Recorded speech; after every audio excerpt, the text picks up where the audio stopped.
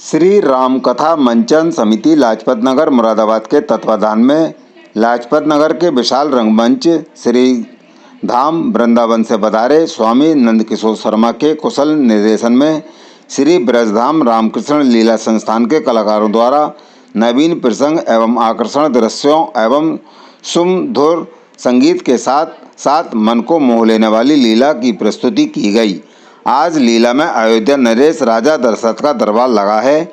वह मंत्रियों के साथ राज्य की व्यवस्था पर चर्चा कर रहे होते हैं। तभी मंत्री सुमंत सुखी जीवन पर बोलते हुए कहते हैं, पहला सुख निरोगी काया, दूजा सुख घर में हो माया, तीसरा सुख आदर्श नारी, चौथा सुख पुत्र हो आज्ञाकारी। पुत्र का जो जिक्र आते ही राजा दशरथ उदास हो जाते हैं। मंत्री सुमंत उनकी यह दशा देखकर कहते हैं कि पुत्र प्राप्ति के लिए अपने कुलगुरु वशिष्ठ जी से क्यों नहीं मंत्रणा करते। राजा दशरथ मंत्री की सलाह पर अपने कुलगुरु वशिष्ठ जी के आश्रम की ओर चल देते हैं। आश्रम में पहुंचकर अपने कुलगुरु को प्रणाम मंत्रणा करते हुए वशिष्ठ उनको पुत्रेष्ट यज्ञ करने का कहते हैं और यज्ञ के लिए ऋषि श्रृंगी ऋषि को आमंत्रित करते हैं।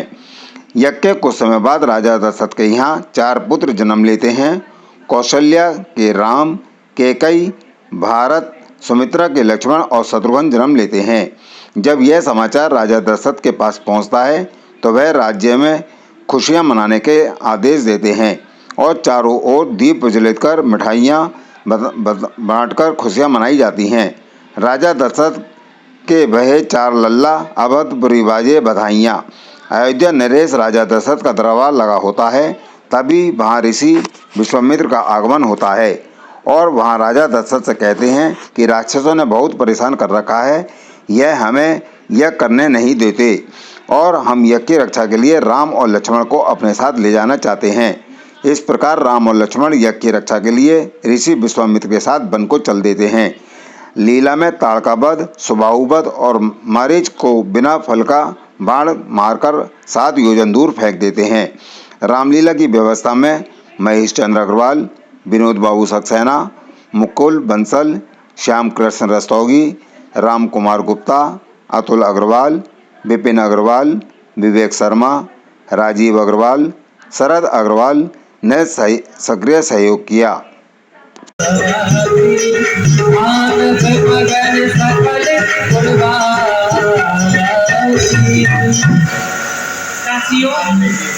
मैं आज बहुत ही प्रसन्न हूँ और जाकर के महाराज से जाकर के ये कहो कि जो बड़ी महारानी है कौशल्या महारानी, उन पर पुत्र का जन्म हुआ है। बधाई हो, बधाई हो, बधाई हो।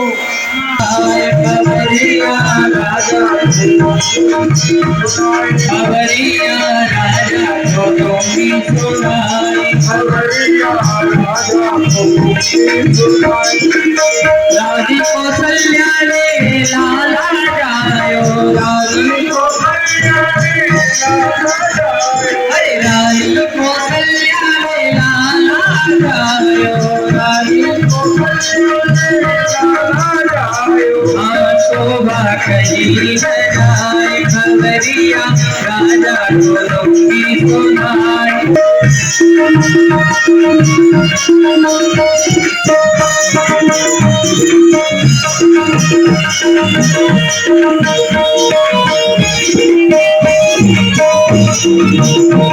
को की सुनाए। हरे सिद्ध जहाँ कहाँ साई राती, हरे सिद्ध जहाँ कहाँ साई राती, आनंद मगने सकल गुणवासी, आनंद मगने सकल की सुनाई। खबरिया राजा को की सुनाई, खबरिया राजा को की सुनाई। कौन दासी? अरे तुम तो महारानी कौशल्या के भवन की दासी हो और आज दरबार में क्या बात है? आज महाराज बड़ी प्रसन्नता का समाचार है। क्या? आज हमारी बड़ी महारानी कौशल्या जी ने बड़ी महारानी कौशल्या जी ने हाँ? क्या हो गया? शर्म आ गई? अरे ऐसी कौन सी बात है? बताओ बताओ क्या हुआ? महाराज जो हवाटी बड़ी महारानी जी कौशल्या है ना, हाँ उन्होंने हाँ हाँ उन्होंने एक पुत्र को जन्म दिया है। ओए होए होए होए होए होए होए होए होए। और बधाई हो महाराज, मजली महारानी केकई जी ने भी एक पुत्र को जन्म दिया। ओए होए, वाह वाह। बधाई हो महाराज, बधाई हो। क्या हुआ? जो हमारी सुमित्रा महारानी जी है, उन्होंने एक नहीं दो दो पुत्रों को जन्म दिया है। वाह वाह, बहुत सुंदर। वास्तव में ही दासियों, आज बड़ी खुशी का समाचार तुमने हमें सुनाया है। दशरथ पुत्र जन्म सुन काना, मानव ब्रह्मानंद समाना। इस शब्द को सुनकर मानो हमें ब्रह्म की प्राप्ति हो गई है, ऐसा हमें लगा है। जाकर राम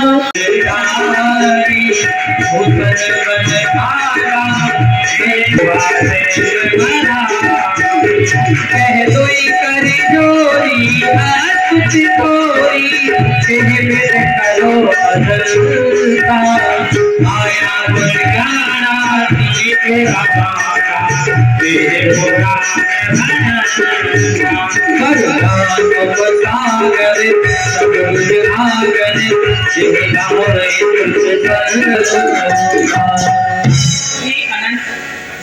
ही गायन किया करती है भगवान।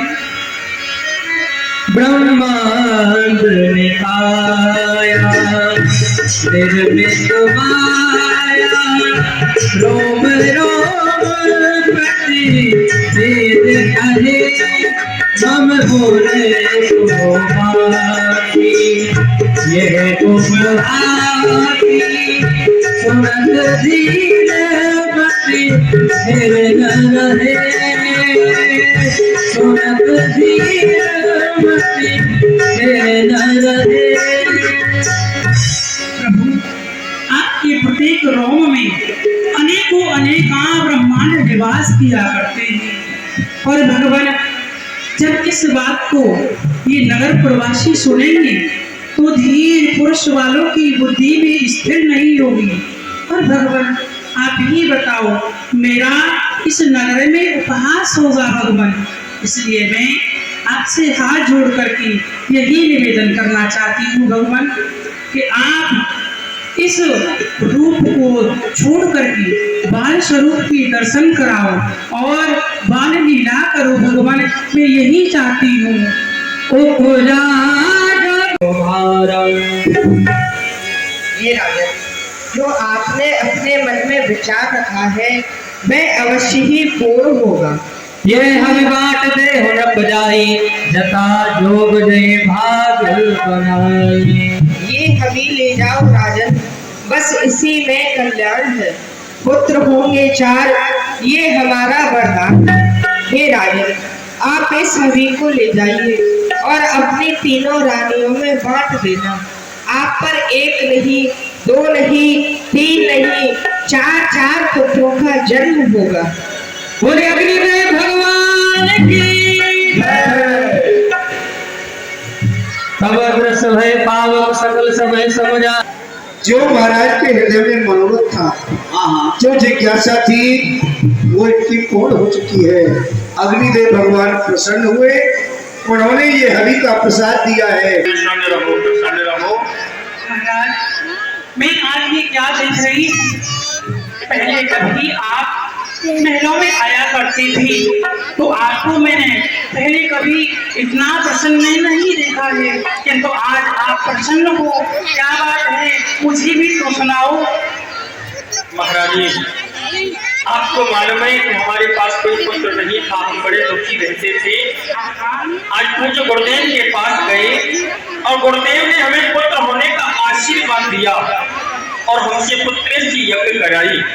पुत्रेष्टि यज्ञ पूर्ण हुई, अग्निदेव प्रकट हुए और अग्निदेव ने ये हवि का प्रसाद देते हुए कहा है कि राजन, इस हवि के प्रसाद को ले जाओ और अपनी तीनों ही रानियों को बराबर भाग बनाकर